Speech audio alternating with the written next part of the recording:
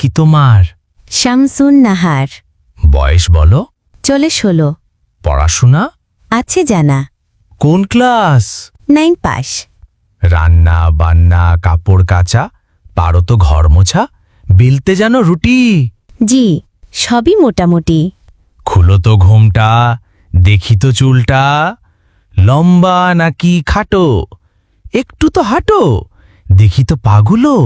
ফর্সা নাকি কালো? কালো কিংবা ফর্সা তাতে নাই সমস্যা। হাদিয়া ঠিকঠাক পেলে বিয়েতে রাজি হবে ছেলে। ছেলে আমাদের চাকরি করে রাজধানীর ঢাকা শহরে। অনেক বেশি মাইনা, যৌতুক আমরা চাই না। তবে পারলে একটা গাড়ি, আসবে জামাই শ্বশুর বাড়ি।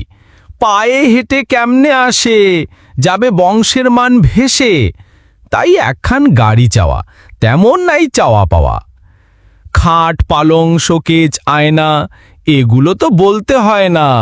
এসব ছাড়া ঘর কি সাজবে? বিয়ের পর তো তোমারই থাকবে। পারলে একটা রঙিন টিভি, বাসায় বসে দেখলে মুভি। যৌতুক নয়, হাদিয়া সবই। চুপ করেন মশাই, আর কিছু শুনতে না চাই। বলছি শুনেন মন দিয়ে, করছি না আমি এই বিয়ে। আমার পিতা গরিব চাষা, নাই অত টাকা পয়সা। পরেননি এমন দায়ে কন্যা সন্তান জন্ম দিয়ে। হাদিয়া নামের চেয়ে যৌতুক, ভালোই তো করলেন কৌতুক।